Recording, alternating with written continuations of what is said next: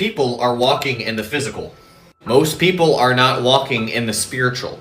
When you start to walk in the spiritual and you start to see with spiritual eyes, this is when you start to wake up to the iniquity that you were born into. And remember, when you start to walk by faith, when you start to see in the spirit, you're going to be like, I don't know how I was ever part of this system. Oh, Father, forgive us all for our sins.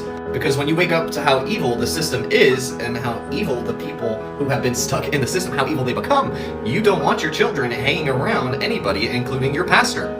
So when we start to look at things from a spiritual perspective, we start to wake up and we're like, how have I been stuck here in this physical realm, running around doing the 9 to 5 or whatever the case may be for so long? How did my life become this? When you start fasting and praying, because this veil only leaves by fasting and prayer, Matthew 17:21, you really start to see into the spiritual realm once you do some of that inner work and you start the purification process of the temple.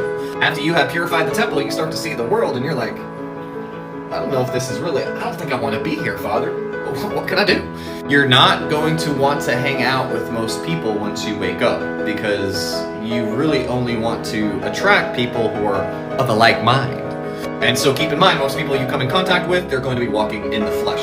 But when 2 or more people come together who are in the spirit, who are of the spirit, and they are trying to do the things of the spirit, when you start to meet somebody else who's actually on a similar spiritual path that you are on, when 2 or more gather who love the truth, who love the spirit and not the flesh, this is when your life is going to start to change. This is when it's going to be allowed to change. Because remember, who you hang around equals who you will become. So be very careful with who you allow yourself to be around and who you allow to be around you. Remember, you're in the world, but it doesn't mean that you have to be of it or enjoy the things of the world the way that other people do. And that's called the law of the spirit, not the law of the flesh.